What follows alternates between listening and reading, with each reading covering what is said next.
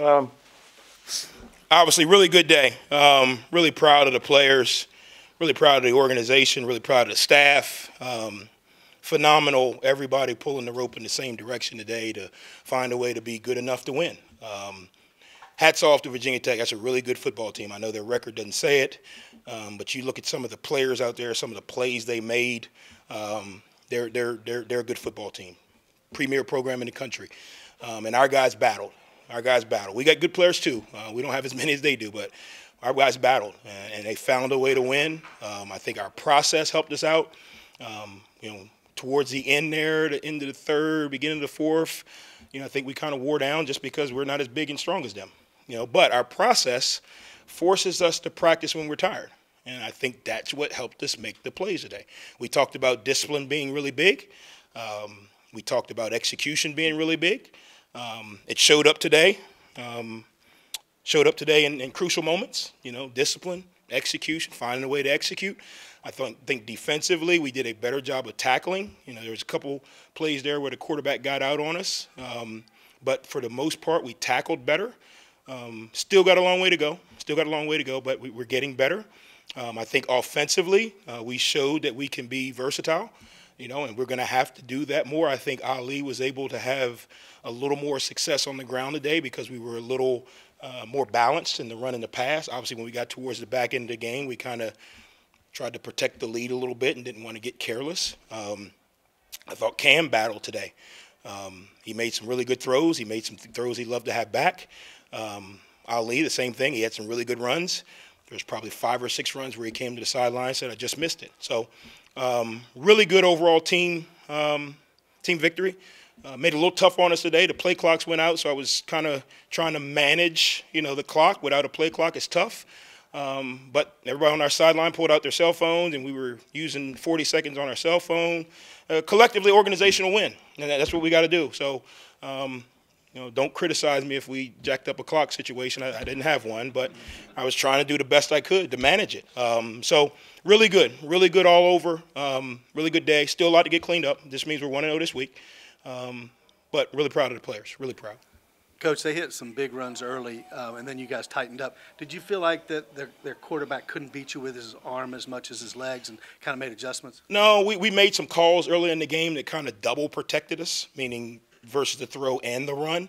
But obviously with their size and speed, it kind of puts you in conflict. So now you're a little farther away from him on the run, a little closer on the pass. So we made some decisions that if he was going to beat us, he'd have to beat us throwing. So we kind of made some calls later in the game in the first half after the long run that put us in a little better position. I think, again, that's a really good job by the coaches of adjusting, a really good job by the players of adjusting. But we felt like for what they've shown with him that we felt better being able to stop the run and kind of getting them into some passing situations rather than kind of, putting us in protective both early in the game. Talked earlier this week about the need for points in the first half and just to come out strong like that. Did you see that from the guys today? Obviously, 2 touchdowns there. Yeah, I thought, we talked about starting fast, and that doesn't always mean scoring on the first drive. That just means going out and executing. And I thought the first couple of drives we executed really well. There were 1 or 2 opportunities that we had that they just made plays. A couple of times we ran the outside zone, and their backer just outran our guys. Power 5 football team. But we knew as the game went on, he'd have to slow down. I mean, he can't run that way all day. It's not a video game.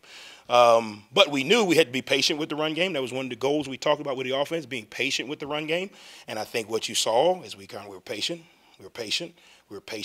Then we got our one. We were patient. We got a couple more. And what starts to happen is mentality-wise, the O-line's got to continue to fight. Sometimes it's not going to be pretty. There were a couple times the guy backdoored and made the play. That's a good football player, man. And that's just part of football. But over the course of time, if you stay patient, stick with your rules, stick to your process, you'll get yours. And we did a good job of sticking with it today. I mean, for Rasheen Ali to run for 180 some odd yards against a Power 5 football team, great job, Rasheen Ali, but somebody up front was doing something. So that's a really good job. Really proud of those guys. Really proud of the O-line. Really proud of Ali. And like I say, I'm not he probably feels like he probably left another 50, 60 yards out there just with some cuts early, just from, kind of pressing a little bit, feeling the guys coming on him. All things that are correctable, that we got to get cleaned up moving forward.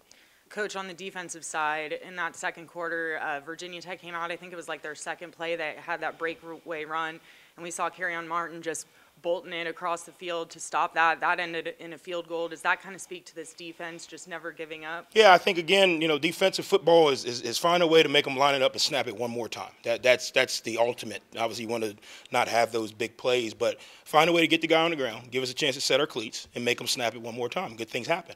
I think that was a turning point in the game. They got a field goal out of that instead of a touchdown. So the last touchdown would have tied it up.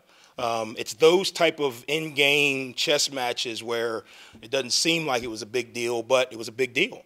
Actually changed the course of the game. We had a situation where, we jump off sides, we're right on the 50. Well, if we can get a first down or move the chains a little bit, maybe we don't score, but maybe we affect the clock.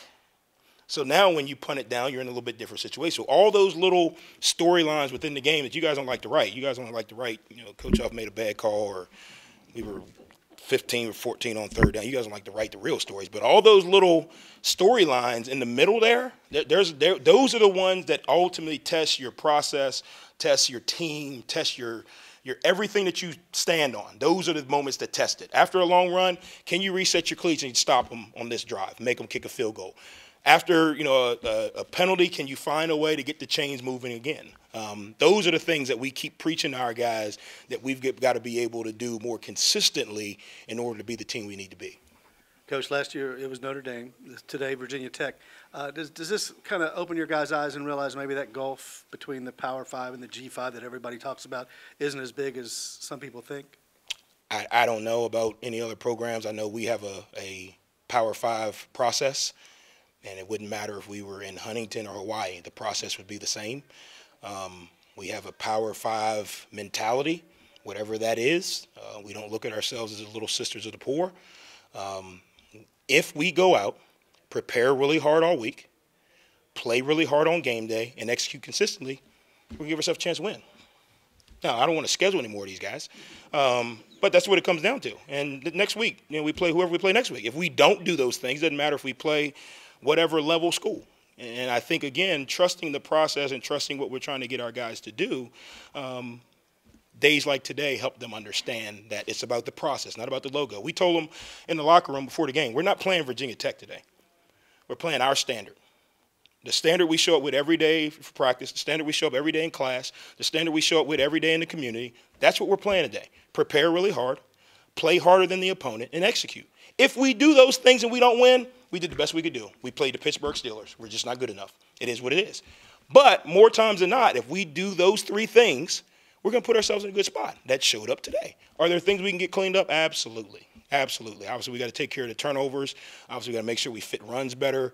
I thought we didn't tackle great in the early part of the game, but at the kind of after halftime, we started coming downhill with a little more consistency running through. I thought we ran the ball a little bit better. I thought we missed some throws, combination of receivers and, quarterback. What you guys don't see also is they got good DBs. So now when you go to release on a good DB and he kind of grabs you or jams you, well, that marks your timing off. Well, the quarterback ain't looking to see if you got jammed. The quarterback is watching safety rotation. He's watching his read, and he knows safety does this, my read tells me to do this. Well, you're supposed to be at 15. Well, you're at 12 because you got jammed. That's part of football. So we got to get those things cleaned up. We got to get better releases. We got to get the quarterback to adjust when he does see the guy's not as deep. All of those things. We got to create more advantage releases with stacks, motions. All of those things come into play. Thought one guy on each side of the ball, Ethan Payne on offense, Josh Moten on defense, had some pretty good plays today. Yeah, man, Poker Payne. I want all the Poker players as we can get. Bill Legg, Ethan Payne, Toby Payne, all of them. They're doing a hell of a job. No, I thought again, consistency, right? Payne's been consistent. He's been tough. He's been physical. Obviously, Ali gets the flash and the shine. But again, little storylines. Payne gets in there and gets a 4 or 5 yard run. Keeps us ahead of the chains, allows us to get to some of those other plays. Josh Moten shows up big, makes some really big plays at the end of the game. Probably missed a sack that could have been a sack fumble or a big play. So, again, it's consistency in our execution. And all of our guys, I told them before the game, We are more than capable to win this game. Are we going to be willing to do what it takes to win it? Are you going to be willing to be disciplined? Are you willing to execute? Are you willing to fight for 60 minutes? Are you willing to tackle better? Are you willing to block a little bit harder? Today they were willing. Got to find a way to do it next week. Coach, and sticking with the pains, we noticed Toby wasn't dressed out today. Just an update on him. Yeah, he's still, I mean, medically he's still kind of in that window where he could come back. I don't believe, if you're not practicing full, I don't want to put anyone at risk. He's practiced a little bit. We have real practices. So if you can't really practice, I'm not going to put a young man out there who hasn't really practiced. He's close, to medically them saying he can go, but we got a long road. We got 10 in a row, so we want to make sure that we're doing the right thing.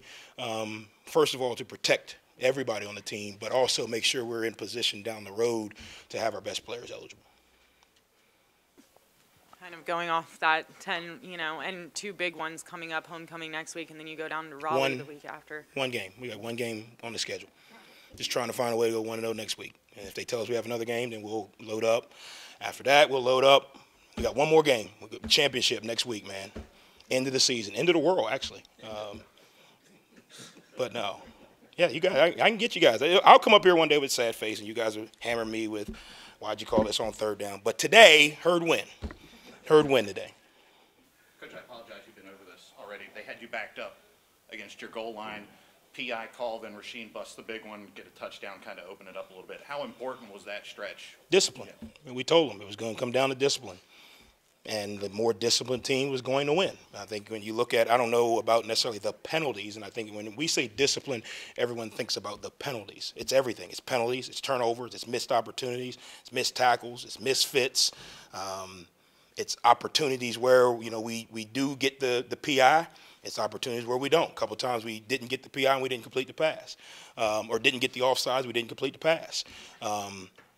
Again, then opportunities when we do make them. The touchdown to DeMarcus, it wasn't a called play. It was, hey, if they jump, we're running all goes. They jumped. They didn't call the PI. Cam made a heck of a throw. That was not a play. So Cam Fancher did a heck of a job without a play. The play is if they jump, everybody just runs goes, and we throw it up, we're going to get a free 5. He's not supposed to throw it to DeMarcus. The only guys he's got is the outsides. There's no play. Cam Fancher made a play.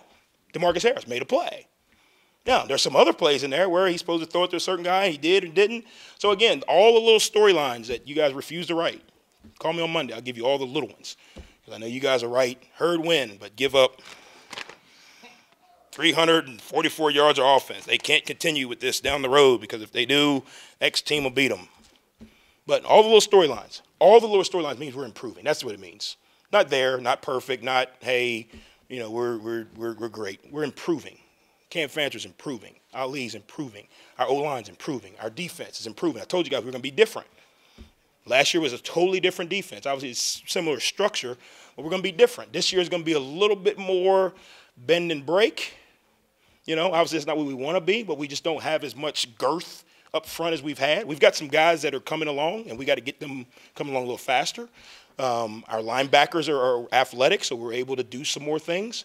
Our secondary is very talented, so we're able to do some things. We're going to be different. I think you saw Jocelyn Wynn made a heck of a play today. Picks up a fumble. Huge. Huge. So really proud of the players, though. Competitive spirit was there the whole game. Not one, down moment, regardless of the result. Touchdown, 3-and-out punt, whatever it was. Really good job by them being focused on, the task at hand. Good. Thanks, guys. See you on Tuesday. Go Herd.